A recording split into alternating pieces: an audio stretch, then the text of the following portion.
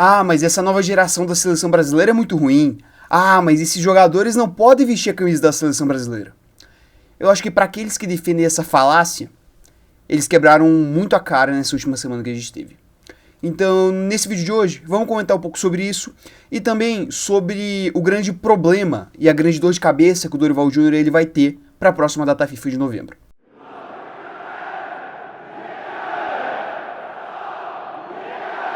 Bem, meus queridos, eu acho que não é segredo pra ninguém, né, ainda mais pelo nome do canal e pelo tipo de vídeo que eu faço aqui, que o foco do Sula Futebol é o futebol sul-americano.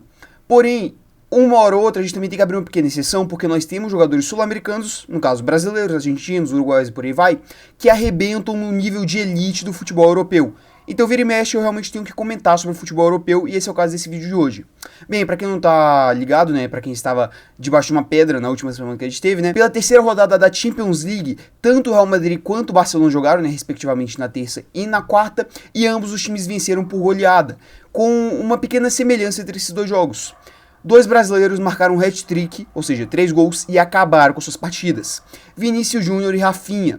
Jogadores que muitas vezes são criticados pelas suas atuações na seleção brasileira. O Vinícius Júnior recorrentemente, né, porque ele não consegue realmente apresentar o futebol que ele apresenta no Real Madrid na seleção, e tem diversos fatores para isso, eu ainda vou falar sobre isso, né. E o Rafinha, que mais recentemente vem recebendo mais aplausos e vem sendo mais reconhecido, né, principalmente depois da última data FIFA, porém já foi muito questionado. Bem, eu acho que não é segredo para ninguém, né, ainda mais depois dessa rodada da Champions que a gente teve, que essa seleção ela não é fracassada. Que essa seleção ela não tem falta de qualidade.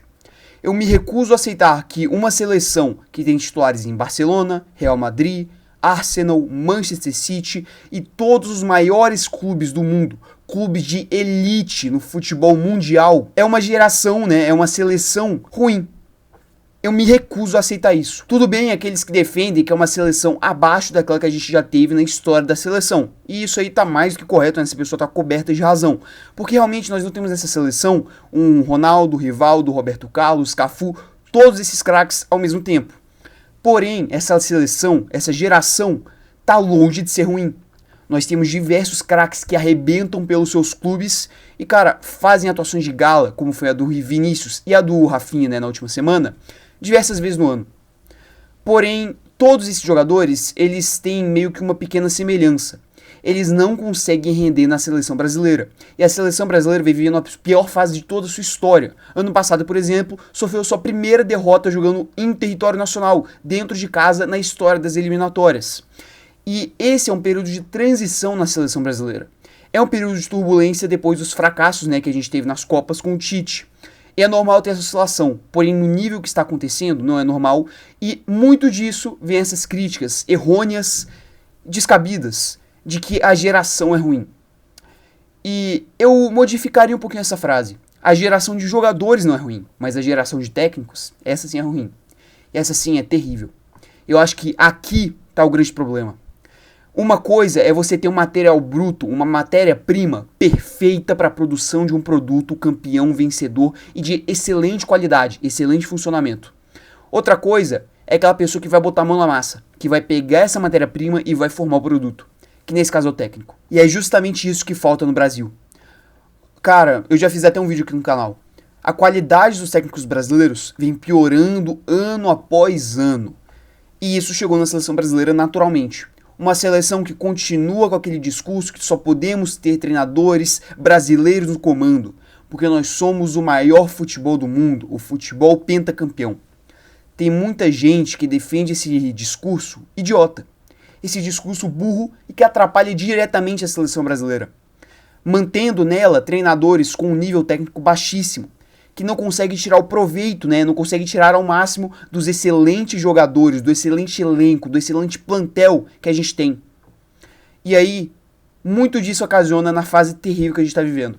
Primeiro com o Fernando Diniz e agora com o Dorival. Um treinador que está quebrando completamente as expectativas que foram colocadas nele quando ele assumiu a seleção. Como talvez um respiro final, o último suspiro dos treinadores brasileiros. Como uma possível última esperança para realmente a gente renascer no futebol utilizando o técnico brasileiro na seleção. E é evidente que está dando errado. O Dorival muitas vezes mostra uma falta de compreensão do jogo, uma dificuldade em modificar gigantesca. E muito disso ocasiona os resultados terríveis que a gente está tendo. a Copa América pífia que a seleção brasileira fez, a derrota inexplicável para o Paraguai e muitos outros resultados, além do desempenho ruim, né? A maior bola jogada durante os jogos. E é por isso, né, já entrando no tópico do Dorival, que eu acho que ele vai ter uma dor de cabeça gigantesca. Eu acho que cada vez mais pessoas estão parando de cair nesse discurso burro, nessa falácia de que a geração é ruim e perceber realmente que quem arquiteta tudo é o errado. Que o treinador não consegue tirar o maior proveito dos jogadores. E agora o Dorival ele vai ter uma puta dor de cabeça. Porque vai ter que escalar Rafinha, vai ter que escalar Vini Júnior, vai ter que escalar Rodrigo, talvez o Neymar, né, que voltou de lesão, e vai ter que fazer esses caras darem certo. Porque um treinador de elite, um treinador com uma experiência, com uma qualidade de um treinador europeu, um treinador fora do Brasil, ele conseguiria fazer isso. Porém o brasileiro muitas vezes não consegue. E é essa a grande dor de cabeça, é esse o peso nas costas que agora está nas costas do Dorival. É esse o BO que ele vai ter que trabalhar nessa data FIFA de novembro. O Brasil ele vai enfrentar uma Venezuela fora de casa, um jogo complicado porém com um adversário que tem um elenco muito abaixo do Brasil, e um Uruguai que vive uma crise com o Bielsa balançando no cargo e quase sendo demitido. O Dorival ele vai ter que achar uma fórmula perfeita. E como eu venho pregando vídeo após vídeo que eu falo da seleção, vai ter que mostrar desempenho. Porque matéria-prima, jogadores, categoria a gente nunca deixou de produzir. Pode ser um nível abaixo daquilo que a gente já teve, concordo. Porque a gente não tem a abundância de craques geracionais que a gente teve, por exemplo, nos anos 2000.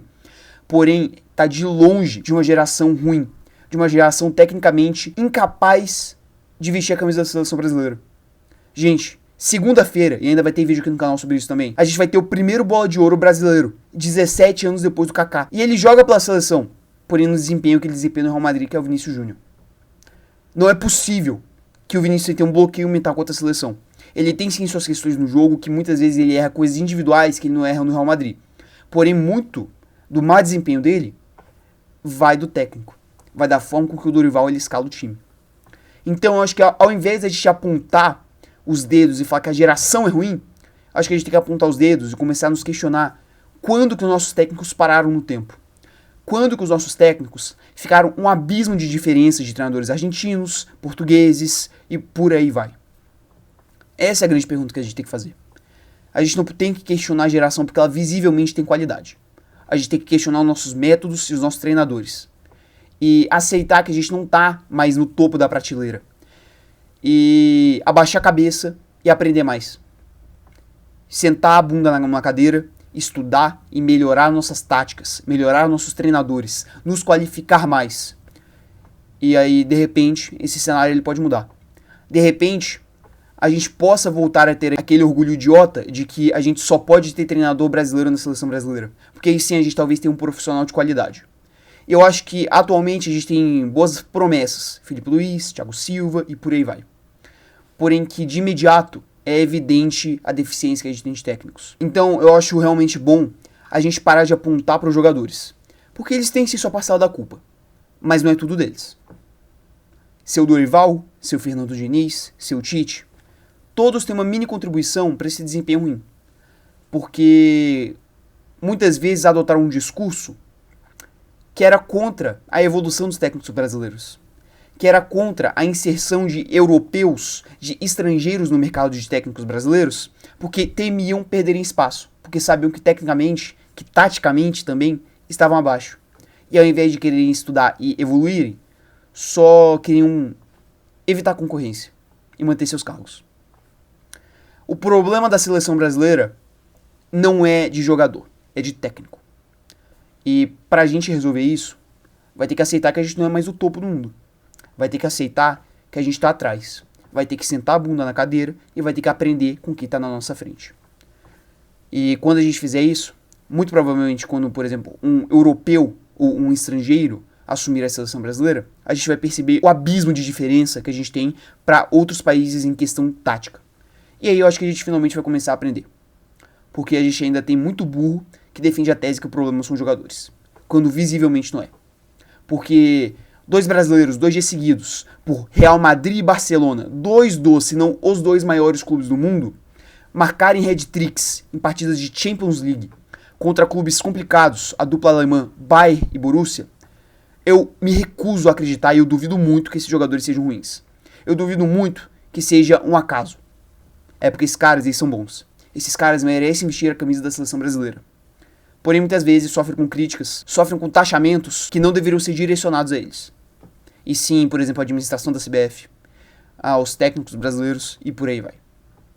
Esse vídeo aqui é para ajudar mais gente a botar a mão na consciência realmente e perceber que a geração não é ruim. Tem outros problemas. O futebol não é só o campo, não são só os 11 que estão ali jogando. E cada ano mais a gente vai vendo a importância que um técnico, que um psicólogo, que um analista de resultados, de desempenho, impacta dentro das 4 linhas. Não é só o que acontece no campo, tem muita coisa que acontece fora. E o que falta para a seleção brasileira começar a jogar bola, voltar a ganhar títulos, é o fora de campo. Porque dentro das 4 linhas, a gente nunca deixou de ter excelentes jogadores. Então, no mais é isso. Eu acho esse vídeo aqui um pouquinho mais importante realmente, porque muitas vezes quando a seleção brasileira fracassa, a culpa recai sobre os jogadores única e exclusivamente. Quando muitas vezes não é. A gente tem sim gerações que são abaixo e gerações que são muito acima. Mas também tem a questão fora de campo. Tem o extracampo e tem técnicos que aceitaram ficarem obsoletos. E muito por conta disso, a seleção brasileira está vivendo a sua pior fase em toda a sua história. Se você puder deixar o seu like, a sua inscrição e ativar o sininho para receber mais vídeos aqui do canal, eu agradeceria bastante. No mais é isso, e até o vídeo de amanhã.